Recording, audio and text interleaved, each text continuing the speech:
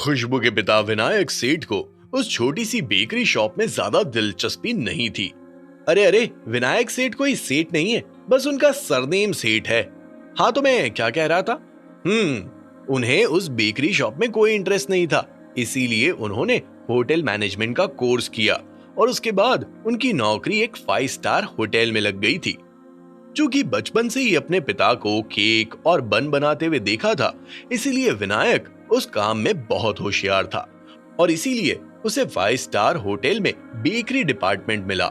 सच्चाई और ईमानदारी विनायक के अंदर कूट कूट कर भरी थी और इसी वजह से 5 स्टार होटल ने विनायक को बाहर का रास्ता दिखा दिया था, क्योंकि विनायक ने कस्टमर को केक देने से पहले बता दिया था कि वो केक 3 दिन पुराना है। वाह विनायक वाह। होटल से निकाले जाने के बाद विनायक के पास करने के लिए कुछ भी नहीं था। पूरी होटल इंडस्ट्री में विनायक के चर्चे होने लगे थे, इसीलिए किसी भी होटल ने उसे काम नहीं दिया। उसके बाद विनायक ने फिर से उस छोटी सी बेकरी का रास्ता अपनाया और पूरी मेहनत के साथ उसे चलाने लगा। लेकिन शायद विनायक की किस्मत में बहुत स्ट्रगल लिखा था। कुछ ही समय बाद लोगों का क्रेज बेकरी से हटकर फास्ट फूड पर चला गया था और धीरे धीरे विनायक की बेकरी का बिजनेस भी नीचे आने लगा था। सच्चाई और ईमानदारी के चलते विनायक ने अपनी बेकरी की कभी एडवर्टाइजिंग भी नहीं की और धीरे धीरे बेकरी पूरी तरह से ठप पड़ गई थी। अभी विनायक के क्या हाल है, उसकी बीवी उसे कैसे ट्रीट करती है, उससे आप हर चीज का अंदाजा लगा सकते हैं। इन्हीं सब कारणों की वजह से खुशबू की माँ ने हमेशा खुशबू से कहा कि वो किसी भी लड़के को पसंद करे, किसी भी लड़के से शादी करे, लेकिन वो लड़का बहुत अमीर होना चाहिए। खुशबू की माँ नहीं चाहती थी कि उनकी बेटी की शादी एक ईमानदार और सच्चाई का रास्ता दिखाने वाले एक नॉर्मल इंसान से हो। उनके घर में ऐसा इंसान पहले से ही मौजूद था, क्या उखाड़ लिया उसने। खुशबू की माँ खुशबू को विनायक की सोच से हमेशा के लिए दूर रखना चाहती थी, वरना पता चला कि विनायक जैसा एक और मर्द उनके परिवार में शामिल हो गया है। उसके बाद खुशबू की मुलाकात एक जवान लड़के से हुई जिसका नाम पंकज था। पंकज 25 या 26 साल का था। हालांकि वो अभी बहुत ही यंग था, लेकिन उसके बावजूद उसने अपनी खुद की एक सॉफ्टवेयर कंपनी शुरू की जिसमें उसके अंडर 10 लोग काम करते थे। कहते हैं कि उस कंपनी की आज की मार्केट वैल्यू पूरे 10 करोड़ रुपए है। यही वजह है कि खुशबू की माँ खुशबू को पंकज के साथ डेट पर जाने के लिए फोर्स करती आई थी। अभी उनके परिवार में ये जो हादसा हुआ उसे सोचकर खुशबू की माँ के दिमाग में सबसे पहले पंकज का ही ख्याल आया था। एक इंसान जिसके पास खुद की सॉफ्टवेयर कंपनी है, जिसकी आज की लागत 10 करोड़ रुपए है, वो तो आसानी से समय आने पर 1 करोड़ रुपए निकाल सकता है। आज सुबह ही खुशबू की माँ ने खुशबू से कहा कि वो पंकज से मिले और इस बारे में बात करे कि क्या वो उनकी कोई मदद कर सकता है।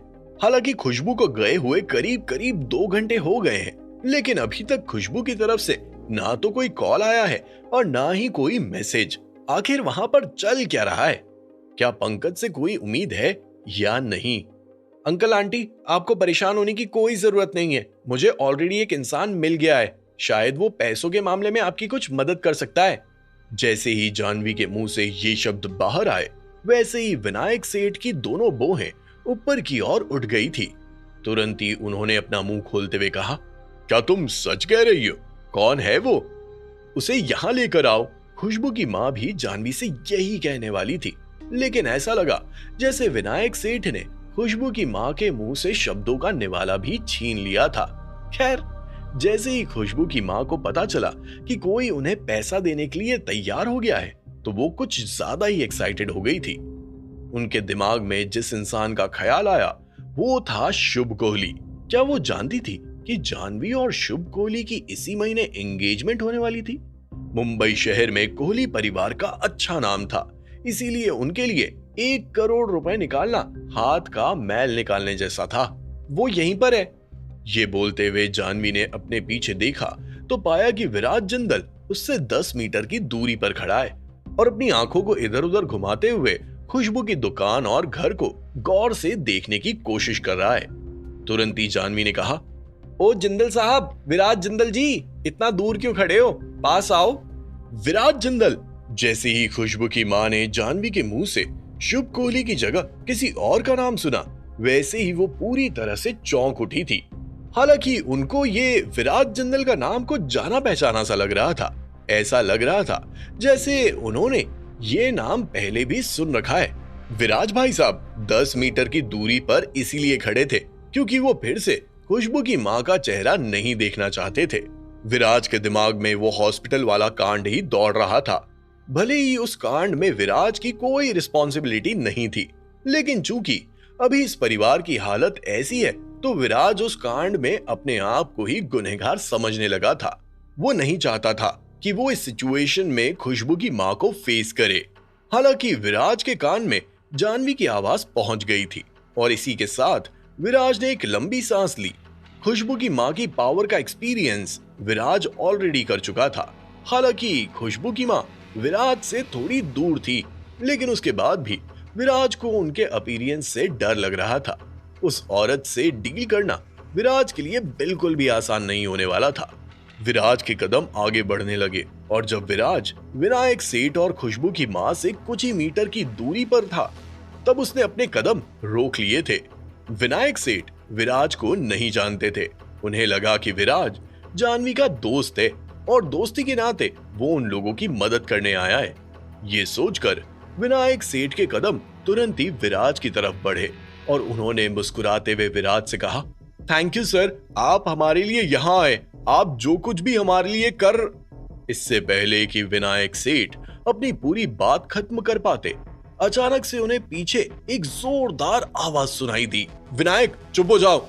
जैसे ही विनायक सेठ ने पीछे मुड़कर देखा तो वो पूरी तरह से शॉक्ड रह गए थे। खुशबू की माँ की आंखों में विराज के लिए गुस्सा और नफरत साफ साफ देखा जा सकता था। किसने कहा तुम्हें कि ये गेस्ट है?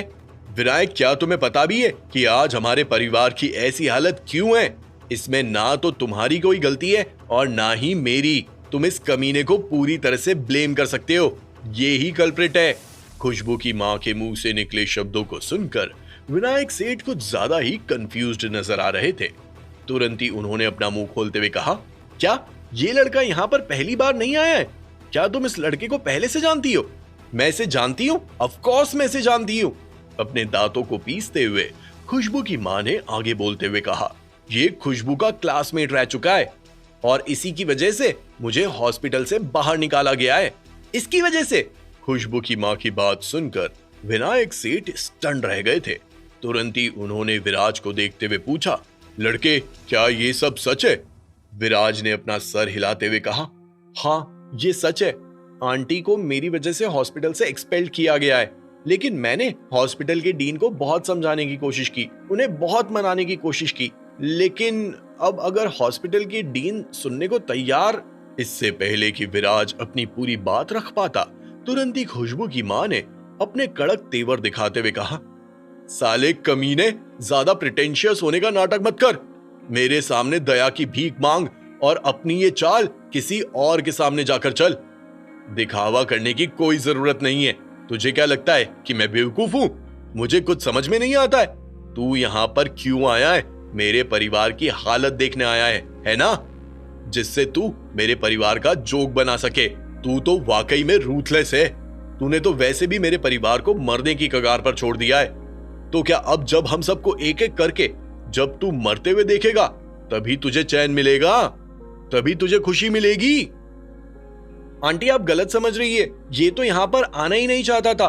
वो तो मैंने इसे मेरे साथ चलने के लिए कहा और तब ये यहाँ आया है। जब जानवी ने देखा कि खुशबू की माँ का गुस्से का पारा बहुत ही ज्यादा हाई हो गया है, तो तुरंत ही उनके सामने जाकर खड़ी हो गई और उन्हें समझाने लगी थी। क्या कहा तुमने? तुम इसे यहाँ लेकर आई हो? जानवी की बात सुनकर खुशबू की माँ चौंक उठी और जानवी और विराज को देखकर बोली, जानवी, मुझे ब्लेम मत करना कि मैं तुम पर हार्श हो रही हूँ, लेकिन ये लड़का, इस लड़के की बुरी नजर है। ये लड़का बिल्कुल भी अच्छा नहीं है।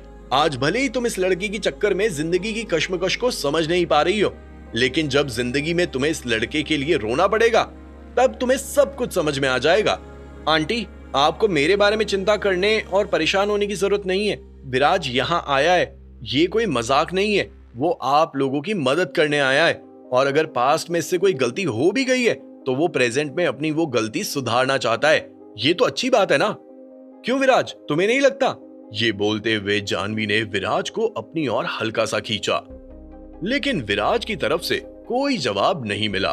विराज ने अपने कंधों को हल्का ऊपर की ओर उठा दिया था, ना तो हाँ बोला और ना ही ना बोला। खुशबू की माँ के बिगड़े हुए चेहरे को देखते हुए विराज का वहां रहना बहुत ही ज्यादा मुश्किल हो रहा था। बड़ी बड़ी लाल आंखों को देखकर विराज अपनी गलती मानने से भी कतरा रहा था। विराज, क्या हो गया है तुम्हें? हमने तय किया था ना कि हम सब ठीक कर देंगे। जब जानवी ने देखा कि विराज की तरफ से कोई भी रिएक्शन नहीं आ रहा है तो जानवी पैनिक मोड में चली गई थी। अभी जानवी विराज को समझा ही रही थी कि तभी अचानक से खुशबू की मां ने चिल्लाते हुए कहा, बस बहुत हुआ आंटी। इससे पहले कि जानवी खुशबू की मां को आगे कुछ समझा पाती, तुरंत ही खुशबू की मां ने अपना हाथ दिखाते हुए कहा, मुझे आंटी मत कहो जानवी।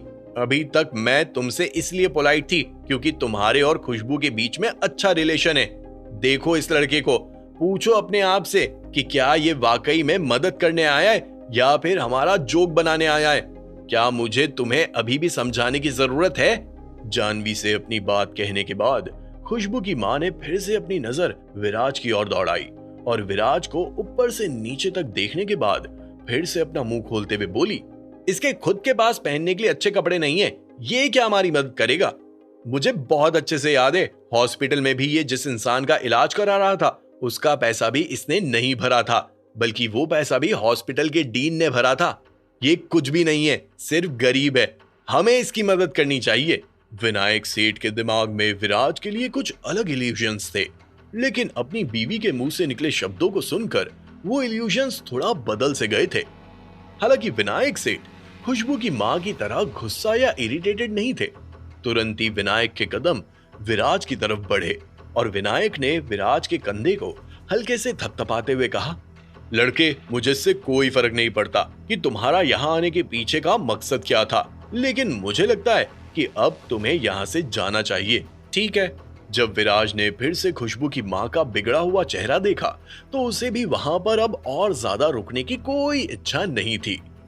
अच्छी बात यह थी कि खुशबू अभी तक घर नहीं आई थी।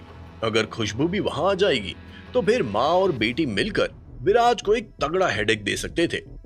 विराज फालतू की मुसीबत और फालतू बातों के लिए अपना दिमाग खराब करना नहीं चाहता था। वैसे भी उसे आज शांत मन से अलीबाग गांव के लिए निकलना था, इसीलिए विराज ने अपना कोई पॉइंट नहीं रखा और वहां से जाने के लिए पूरी तरह से तैयार था। आगे क्या होगा? क्या जानवी विराज को रोकेगी या फिर सिचुएशन का हाल समझकर वो भी विराज के साथ चली जाएगी? अगर ऐसा हुआ तो फिर खुशबू के परिवार वालों की कौन मदद करेगा? क्या विराज के जाने से पहले खुशबू भी वहां पहुंच जाएगी?